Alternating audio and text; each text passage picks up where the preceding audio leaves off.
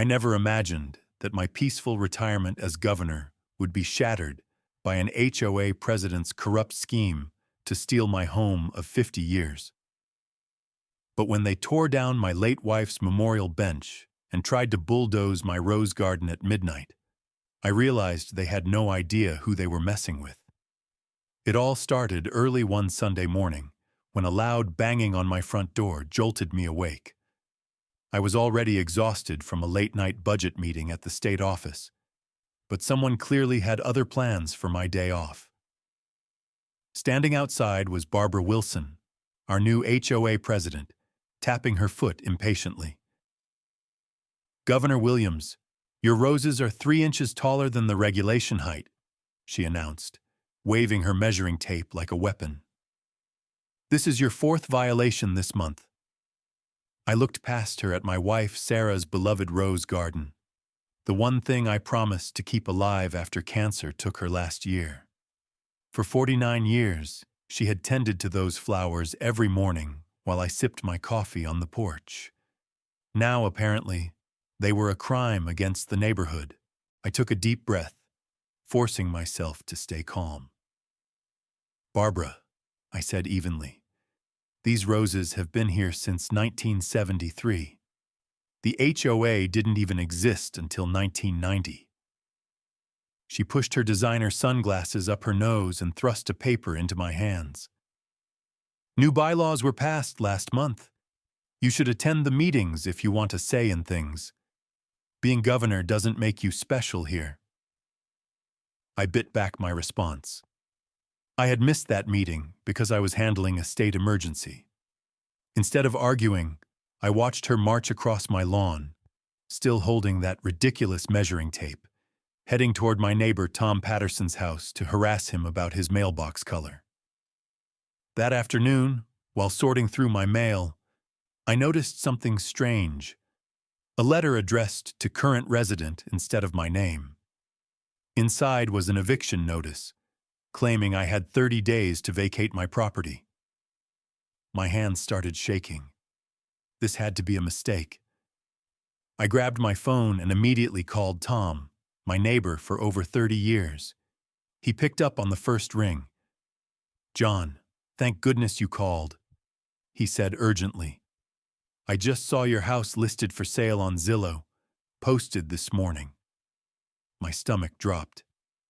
"That's impossible. I own this house outright." "Well," Tom said grimly, "somebody thinks differently. The listing agent is Wilson Real Estate Group." Barbara Wilson. The pieces started clicking together. The constant harassment over the roses, the sudden new bylaws, and now an eviction notice. This wasn't about garden regulations. This was a setup. I spent the next hour digging through my home office, searching for my original deed. When I finally found it in Sarah's old filing system, something else fell out. A handwritten letter from her that I had never seen before. "My dearest John, if you're reading this, something's gone wrong with the house. Check the bottom of my rose garden, 3rd bush from the left. I buried copies of all our important papers there in a waterproof box. You always teased me about being too careful with documents, but I had a feeling we'd need them someday." Even after she was gone, Sarah was still protecting our home. I grabbed a shovel and headed outside, not caring that I was still in my suit from the day before. The sun was setting as I dug beneath Sarah's favorite peace rose. Then, I heard Barbara's voice from next door. "Of course it's legal," she was saying into her phone. "The digital transition messed up some ownership records, and we're simply correcting them. By the time anyone figures it out, the sale will be final." She laughed. "Even the governor can't fight City Hall." At that moment, my shovel hit something solid. I knelt down and pulled out a metal box, just as Barbara turned and locked eyes with me. For the first time, Barbara's confident smirk faltered. Her sunglasses slipped down her nose as she realized exactly what I was holding. Then, without another word, She spun on her heel and rushed toward her house, already dialing a number on her phone. I didn't have time to worry about her next move. My hands trembled as I pried open the metal box. Inside, just as Sarah had promised, were copies of our original deed, property surveys, and every HOA document we had ever signed. My breath caught as I flipped through the papers, my late wife's careful handwriting marking key sections. She knew. Somehow, Sarah had known we might need to protect our home even decades later. I looked up at my house, the place where we had built a life together, where we had raised our children, where she had spent her final days. And now, a corrupt HOA president thought she could steal it out from under me? Not a chance. I took the box inside, placed it carefully on my desk, and pulled out my phone. It was time to call in reinforcements. First, I called James Martinez, my old friend and the state attorney general. "James," I said, trying to keep my voice steady. "Remember how you said you were looking for a solid case on real estate fraud? I think I just found something big." There was a brief pause. Then, his tone sharpened. "Tell me everything." As I explained, I heard a loud knock at my front door. Through the window, I saw a woman in a sleek suit holding a tablet, a real estate agent. Behind her, Tom was running across his lawn in his pajamas, waving frantically. I yanked open the door just in time to hear her say, "The open house is scheduled for this weekend." I blinked. "Excuse me?" "There must be some mistake," I said, gripping the metal box tighter. "I never listed my home for sale." The agent frowned and turned her tablet toward me. "According to county records, this property was just transferred to the Valley Creek HOA. It was listed this morning for $850,000. My heart nearly stopped. This wasn't just about me. If Barbara had done this to my home, how many others had she targeted? Tom ran up, breathless. "John, check the HOA's online records. I think there's something you need to see." We rushed inside and Tom opened his laptop. Within minutes, he found my property record in the HOA's digital system. And there it was. According to their database, I had transferred my deed to the HOA during the digital transition. But I had never signed anything like that. Then Tom pointed at the screen, his face pale. "John, look at this." 5 other homes had similar transfers. All of them belonged to people who had lived in the neighborhood for decades. All of them had been targeted by Barbara. My stomach churned as I stared at the screen. Barbara had been running this scheme for months, maybe even years. James called back, his voice tense. "Governor, something's not right here. The digital deed for your house was supposedly signed 3 months ago, but according to our records, you were giving a speech at the Capitol that day. There's video proof. Forgery." That's when my security team called. Someone had been taking pictures of my house. When confronted, they claimed they were measuring for HOA-approved renovations, but I hadn't approved anything. Tom was still clicking through records, his face growing darker by the second. "John, look at this." He pulled up an HOA financial report. Under a section labeled Administrative Fees, there were repeated payments to Wilson Real Estate Group. Barbara had been funneling money from HOA funds to her own company. And then I saw the worst part. A list of future corrections. 30 more homes scheduled for deed reassignment in the coming months. Next to each name was a note about their vulnerabilities. Widowed, elderly, traveling for work, too busy to notice. Next to my name, it read, "Too distracted by state duties. Emotional attachment to property makes legal challenge unlikely." They had studied me. They had studied all of us. Tom clenched his fists. She knew exactly what she was doing. A ping sounded from my phone. An email from Barbara. Just a friendly reminder that the HOA has full authority to maintain community standards. The buyers this weekend are a lovely young couple who understand the importance of proper lawn care, unlike some of our current residents. That was it. I had spent years dealing with corrupt politicians, but this was personal. I stood up and grabbed my briefcase. Tom, get Linda. We're calling an emergency HOA meeting. Tonight. The emergency HOA meeting. The room was packed when I arrived. Worried neighbors whispered among themselves. No one had ever seen an emergency meeting called this suddenly. Barbara stood at the podium, her red blazer crisp, her smile as fake as ever. She tapped her manicured nails against the wood. "Governor Williams," she said, her voice dripping with condescension. "I assume you're here to discuss your property situation." I met her gaze, calm and steady. "No, Barbara. I'm here to talk about you and how you've been selling homes that don't belong to you." The room fell silent. Barbara's fake smile widened. "Actually, Governor, according to our new digital record system, you haven't owned that property since last year's database update." She pulled out a stack of papers from her designer bag and waved them dramatically.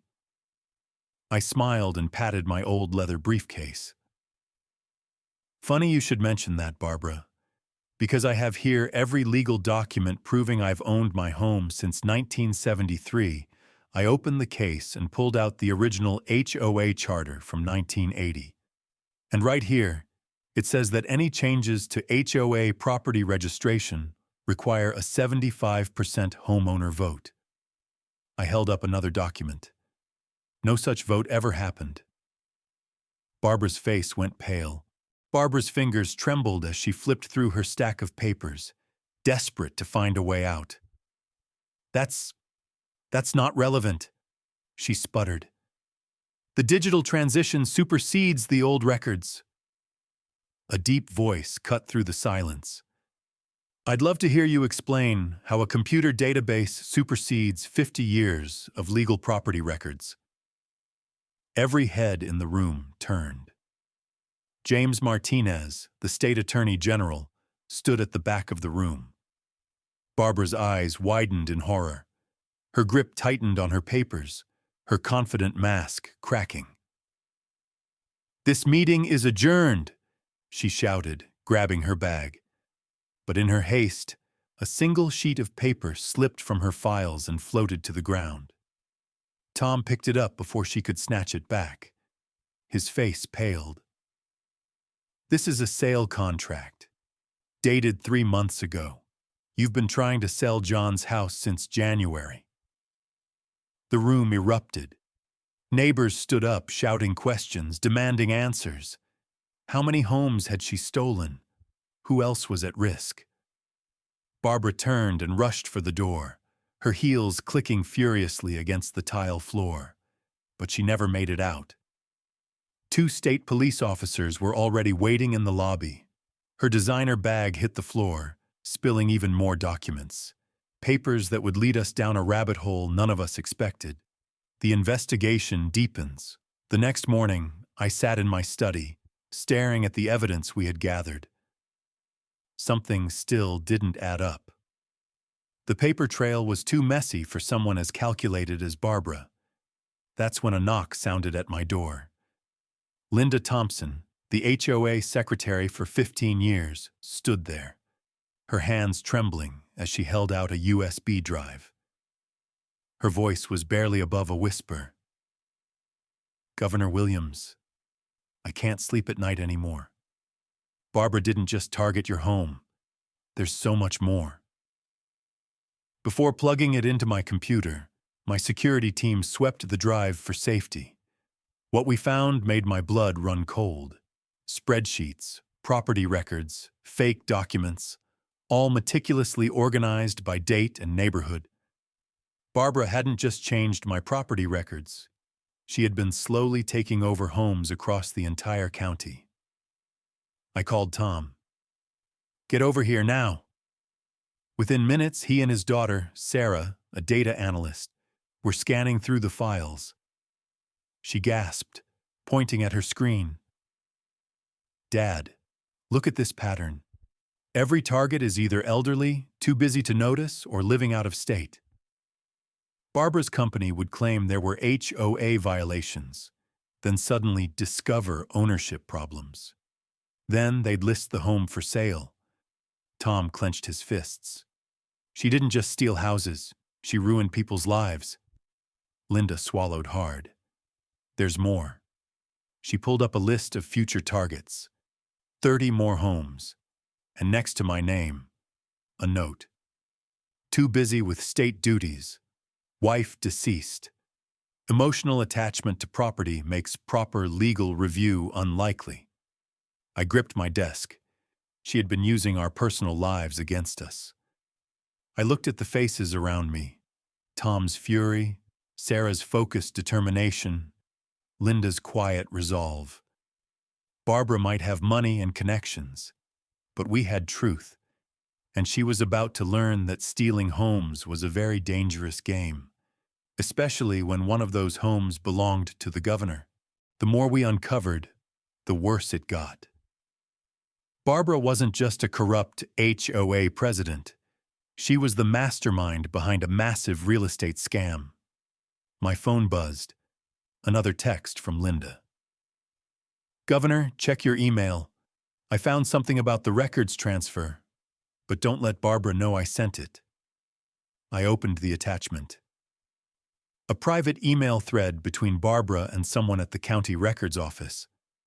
Barbara: "Make sure the Williams property is included in the batch transfer. He's too busy with state matters to notice." County clerk: "Are you sure?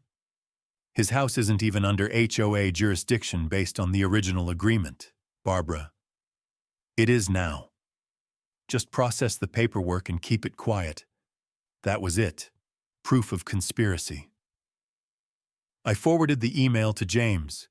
"We have her." But Barbara wasn't done fighting. That night I was brushing my teeth when my phone rang. It was Tom, his voice shaking. "They're here, with bulldozers." I rushed to my window. 3 yellow machines were crawling up my street like predators in the night. My security team was already outside, their flashlights cutting through the darkness. A construction worker waved a document. "HOA authorization. We're clearing the lot for redevelopment." I snatched the paper from his hands and immediately saw the mistake. The approval date was for next week. Barbara had been so desperate, she hadn't even checked her own forgery. Police sirens blared. Officer Rodriguez from the State Fraud Division arrived first, shaking his head. "Nice try," he said, ripping the fake document in half. "You're not touching this house." The workers scattered, jumping into their trucks and speeding away. But Barbara's worst mistake was yet to come.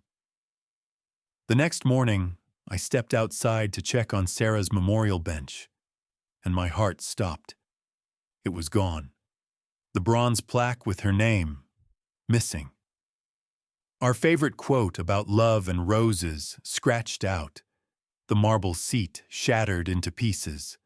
Linda ran over, her phone out. "Governor, I have security footage." She hit play. There in black and white was Barbara Wilson, personally ripping down my wife's memorial. But that wasn't all. Behind her stood a man I recognized, the developer who had been trying to buy up the whole block for years. I exhaled slowly. This wasn't just HOA fraud anymore. This was organized crime. I turned to my security chief. "Do we have GPS on Barbara's car?" He nodded. "We do now." It was time to stop playing defense. Barbara had declared war on me, on my home, on everything I loved. Now, I was fighting back. By the next evening, Barbara had no idea that her every move was being tracked. My security team had placed a GPS tracker on her car, and my IT specialist had linked her phone to our system. Every email, every call, every step she took, we knew. Then, just after midnight, we got the final piece of evidence we needed. Barbara had been impersonating state officials. A security camera from a neighbor's porch caught her placing fake condemnation notices on multiple homes. The notices used the official state seal, my seal. That was a felony. I forwarded the footage to James. His response was immediate. "It's over. I'm sending in the state police." The arrest, the next morning, I sat on my porch sipping my coffee as 3 unmarked police cars pulled up in front of Barbara's house. My neighbor Tom rushed over, still in his bathrobe. "You won't believe this," he said, holding up his phone. "Linda found offshore bank accounts linked to Barbara's real estate firm. She wasn't just stealing homes, she was laundering money." The front door across the street flew open. Barbara stepped out in her designer pajamas, her pearl necklace still perfectly in place. "Do you know who I am?" she shrieked as officers placed her in handcuffs. "This is all political. The governor is trying to frame me." I just took another sip of coffee. The news crews were already arriving. This was going to be the biggest real estate scandal in state history. James walked over, handing me a thick folder. 3 counties, 17 neighborhoods, over 40 stolen homes, all following the same pattern. Barbara had thought she could manipulate people, intimidate them into silence. But she forgot one thing. When you mess with someone's home, you're messing with their entire life. And when you try to steal from a governor, you'd better be ready for a fight. As Barbara was shoved into the police car, she screamed one last desperate attempt to save herself. "I know, powerful people. You'll regret this." I finally stood up.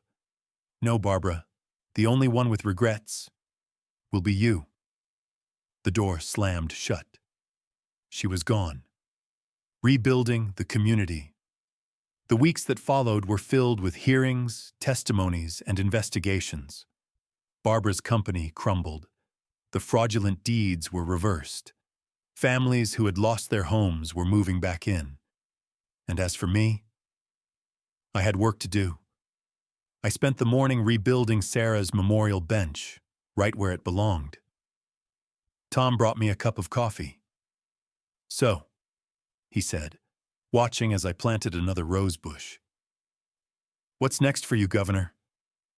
I looked around at my neighborhood, the people, the homes, the life Barbara had tried to destroy. I smiled. "I think I'll stay right here. At the heart of this story is a simple truth. Home isn't just a place. It's a piece of who we are." Barbara thought she could manipulate people, intimidate them into silence, and use loopholes to take what wasn't hers. But she underestimated the power of community, persistence, and justice. Too often, we assume that the systems meant to protect us are infallible.